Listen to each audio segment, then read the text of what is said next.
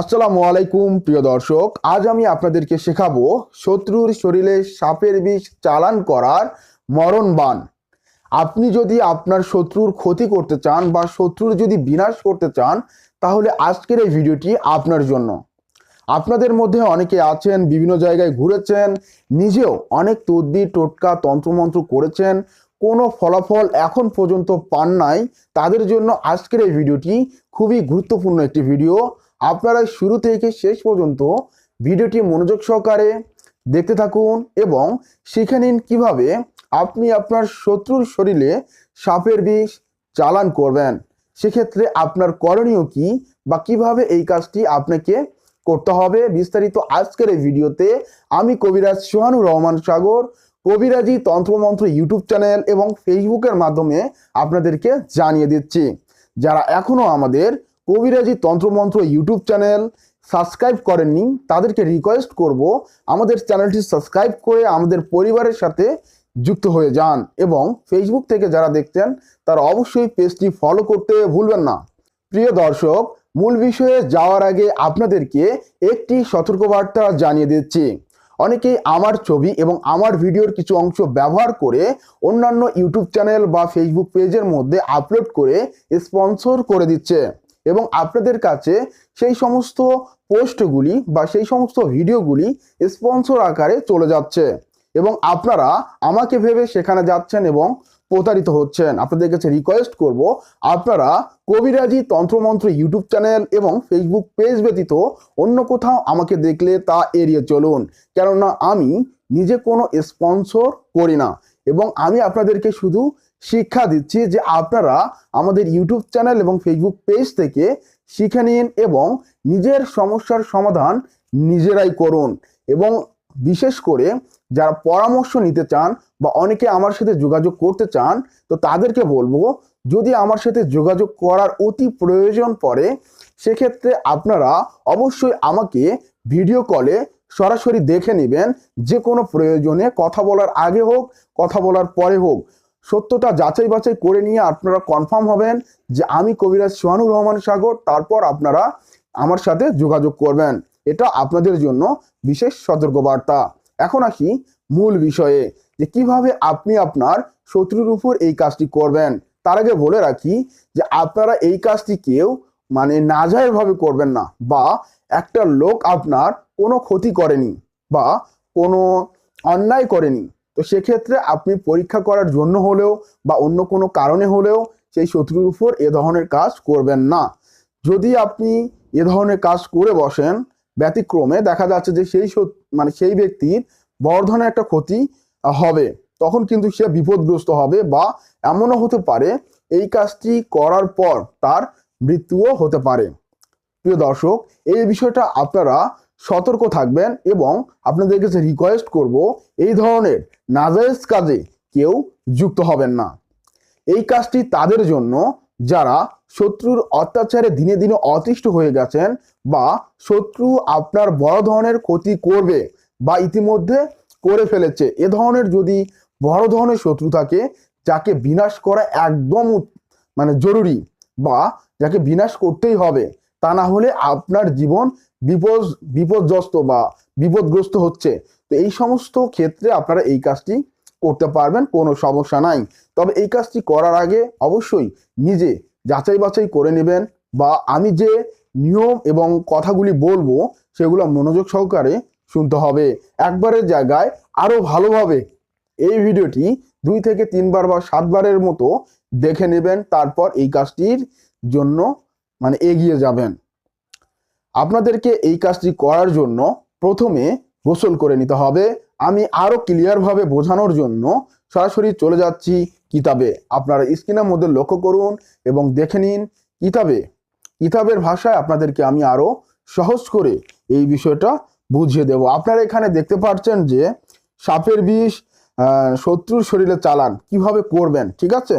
তো তার নিয়ম পদ্ধতি একটু কিতাবের ভাষায় আপনাকে আমি বুঝিয়ে দিচ্ছি। এখানে কিন্তু যে নকশাটা আছে, যে তাবিজটা আছে, এই তাবিজটা কিন্তু লেখার কিছু নিয়ম আছে। যদিও এখানে লেখার বিস্তারিত নিয়ম লেখা নেই, তবে গুরুবিদ্যার আলোকে আমি আপনাদেরকে এই নিয়মটা বিস্তারিত বলে দিচ্ছি।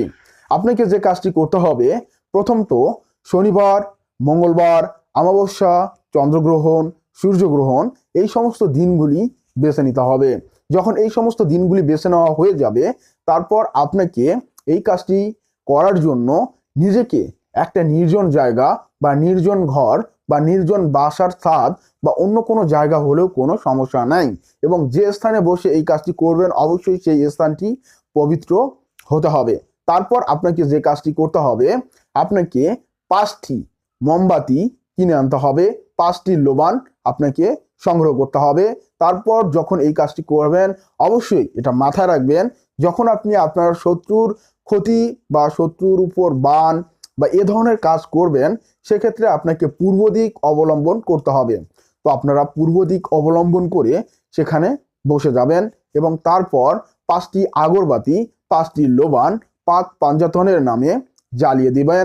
এবং এই কাজটি করার প্রথম অবস্থায় আপনাকে যে কাজটি করতে হবে, আপনাকে প্রথমে দরুদ শরীফ 3 বার, 7 বার অথবা 11 বার উচ্চারণ করে নিতে হবে। যে কোনো দরুদ শরীফ আপনি উচ্চারণ করে নেবেন।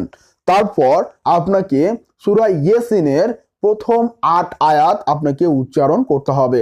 করার পর বলতে হবে, অমুকের ছেলে অমুকের শরীরে এই কবজের নিয়তে সাপের বিষ চালান করিলাম।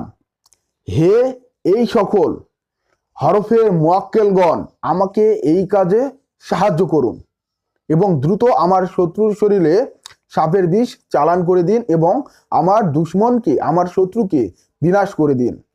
শত্রুর নাম, প্রথমে শত্রুর পিতার নাম অথবা মাতার নাম, অমুকের পুত্র অমুক অথবা অমুকের কন্যা অমুক, এইটা কিন্তু আপনারা উচ্চারণ করে এইভাবে আপনারা নিজেদের মতো করে বলবেন। সূরা ইয়াসিনের প্রথম 8 আয়াত উচ্চারণ করার পর, ঠিক আছে? তো তারপর আপনি কি করবেন, মেশকো এখানে বলা হয়েছে, আপনারা এখানে দেখতে পাচ্ছেন যে নকশাটি মেশকো, জাফরান ও গোরচনা দিয়ে অঙ্কন করিবে। মোট 3টি নকশা, যে নকশাটি আপনারা স্ক্রিনের মধ্যে দেখতে পাচ্ছেন, মূলত এই নকশা আপনাকে 3টি লিখতে হবে। তো লেখার ক্ষেত্রে আপনাকে যে যে বস্তুগুলো ব্যবহার করতে হবে, সেই বস্তুগুলোর নাম হচ্ছে মেশকো, জাফরান ও গোরচনা। এই 3টা বস্তু আপনারা যে কোনো কবিরাজের দোকান থেকে সংগ্রহ করতে পারবেন, চাইলে আপনারা আমার থেকেও সংগ্রহ করে নিতে পারবেন কুরিয়ারের মাধ্যমে। তো বন্ধুরা, তারপর আপনাকে যে কাজটি করতে হবে, আপনারা তো শুনেই নিলেন যে আপনাকে 3টি নকশা অঙ্কন করতে হবে, লিখতে হবে। তারপর আপনাকে যে কাজটি করতে হবে, 3টি নকশা লেখার পর একটি নকশা আপনাকে পুরাতন কবরের মধ্যে পুঁতে রাখতে হবে। তারপর একটি নকশা নদীতে ভাসিয়ে দিবে, তবে খেয়াল রাখবে যেন সম্পূর্ণ ভেসে না যায়, যেন তলিয়ে যায়।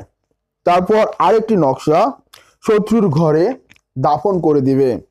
তারপর এখানে বলা হয়েছে 7 দিনের মধ্যে সাপের বিষ শত্রুর শরীরে চালান হবে। এই নকশাটি লেখা হলে প্রথমে সূরা ইয়াসিনের প্রথম 8 আয়াত পাঠ করে নকশাটিতে ফু দিবে, তারপর নিয়ম অনুযায়ী কাজ করিবে। প্রিয় দর্শক, আপনাদেরকে আমি সম্পূর্ণ কিতাবের ভাষায় বোঝালাম যে এখানে কি বলা হয়েছে। তবে সূরা ইয়াসিনের প্রথম যে 8 আয়াত যে নিয়মে পড়তে বললাম, কাজটা শুরুর আগে অবশ্যই সেই নিয়মে আপনাকে করতে হবে। তারপর যখন এই যে তাবিজ লেখাটি সম্পূর্ণ হবে, তারপর কিন্তু সূরা ইয়াসিনের প্রথম 8 আয়াত উচ্চারণ করে শত্রুর যে ধ্বংস কামনার যে বাক্যগুলি বললাম, ওই বাক্যগুলি কিন্তু আপনারা বলবেন, বলে সেই নকশার উপর ফু দিবেন। ফু দেওয়ার পর যে স্থানগুলির কথা বলা হলো, সেই সমস্ত স্থানে আপনি কিন্তু এই কবজগুলি এই তাবিজগুলি সেখানে রাখবেন। তারপর 7 দিনের মধ্যে আপনার শত্রুর শরীরে সাপের বিষ চালান হয়ে যাবে এবং অনেক সময় এই বিষ সহ্য করতে না পেরে আপনার শত্রুর বিনাশ ঘটতে পারে এবং আপনার শত্রু কঠিন শাস্তির মধ্যে পড়ে যাবে। প্রিয় দর্শক, আজকের এই ভিডিওতে আপনাদেরকে আমি সম্পূর্ণ বিষয়টি জানিয়ে দিলাম। এখন এই পর্বে এসে আপনাদেরকে আরেকটি সতর্কবার্তা জানিয়ে রাখি যে যখন আপনি এ ধরনের কাজ করবেন, তো কাজ করার আগে এবং পরে অবশ্যই নিজের জন্য সিকিউরিটি, মানে যাতে আপনার কোনো ক্ষতি না হয়, এটার একটা বন্দোবস্ত আপনাকেই করে নিতে হবে। কিভাবে আপনি এই বন্দোবস্তটা করবেন, সেজন্য আপনাকে আমি একটি মন্ত্র সাজেস্ট করব। আপনি সেই মন্ত্রটি উচ্চারণ করে নিজের শরীর বন্ধ করে নেবেন। এই মন্ত্রটি এই ভিডিও ডিসক্রিপশন বক্সে পেয়ে যাবেন। ডিসক্রিপশন বক্স থেকে অথবা কমেন্ট বক্সে আমি পিন করে দেবো, আপনারা সেখান থেকে ভিডিওটি দেখে নেবেন। কেন এই মন্ত্রটি পাঠ করবেন, সেজন্য আপনাদেরকে আমি বলছি যে দেখুন, যখন আপনার শত্রুর উপর এই কাজটি করবেন, আপনার শত্রু যদি কোনো গুণী সাধক অথবা তান্ত্রিক, কবিরাজ, হুজুর, এমনকি কোনো জানেওয়ালা ব্যক্তির সম্মুখে যায়, বা তারা যদি বুঝতে পারে যে তার উপর জাদুবান করা হয়েছে, সেক্ষেত্রে যদি সেই ব্যক্তি ফেরানি করে, তাহলে কিন্তু উল্টো সেই যে কাজটি আপনি করলেন শত্রুর ক্ষতির জন্য, যদি ওই কাজটি ফেরানি করা হয়, তাহলে কিন্তু উল্টো আপনার কাছে ফেরত আসবে এবং আপনার বড় ধরনের ক্ষতি হবে। যে কাজটি আপনি তার করলেন সেটাই আপনার হবে। সেজন্য আপনার নিজের শরীর পাকাপোক্তভাবে বন্ধ করে নেবেন, তাহলে আর এ ধরনের কোনো ক্ষতি আপনার হবে না। আর এখন আপনারা অনেকেই এই কথাগুলি শোনার পর নিজেরাও ফেরানি করার ব্যাপারটা জানতে চাচ্ছেন। অনেকেই আপনাদের উপর অনেকেই জাদুটোনা করে থাকতে পারে। তো সেক্ষেত্রে আপনারা কিভাবে ফেরানি করবেন আপনাদেরকে বলে দিচ্ছি, এবং সেই ভিডিওর লিঙ্ক এই ভিডিও ডিসক্রিপশন বক্সে আমি দিয়ে দিলাম। 2 নম্বর লিঙ্কে আপনারা ক্লিক করে কিভাবে জাদুটোনা বান ফেরানি করতে হয় বা ফেরানি করবেন, এটা সেই ভিডিওতে বিস্তারিত বলা আছে। আপনারা চাইলে সেখান থেকে ভিডিওটি সম্পূর্ণ দেখে নিতে পারবেন। প্রিয় দর্শক, আপনাদের সকলের জন্য রইল শুভকামনা। আর এই ভিডিওটি যারা দেখলেন মনোযোগ সহকারে, তাদেরকে বলবো অবশ্যই নিজ দায়িত্বে আপনারা এই কাজটি করবেন। অন্যথায় কবিরাজি তন্ত্রমন্ত্র ইউটিউব চ্যানেল এবং আমি কবিরাজ সোহানুর রহমান সাগর কোনোভাবে দায়ী থাকবো না। আমাদের এই ভিডিওটি প্রকাশ করার উদ্দেশ্য হলো আপনাদেরকে জানানো এবং আপনাদেরকে শেখানো, আপনাদেরকে বোঝানো যে তান্ত্রিক কবিরাজেরা কিভাবে এ ধরনের কাজ করে থাকে, এবং আপনারা সতর্ক থাকুন, আপনারা নিজেরাও শিখে নিন।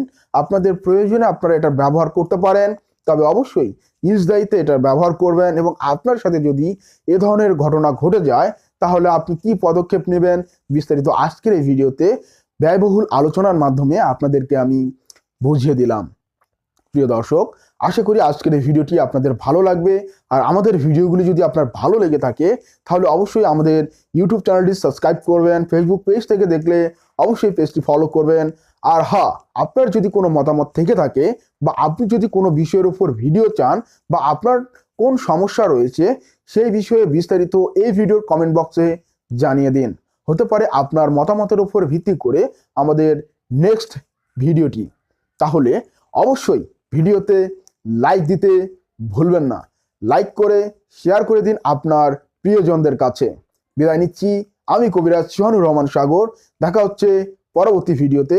সে পর্যন্ত আপনারা সকলেই সুস্থ থাকুন, ভালো থাকুন। খোদা হাফেজ। আসসালামু আলাইকুম ওয়া রাহমাতুল্লাহি ওয়া বারাকাতুহু।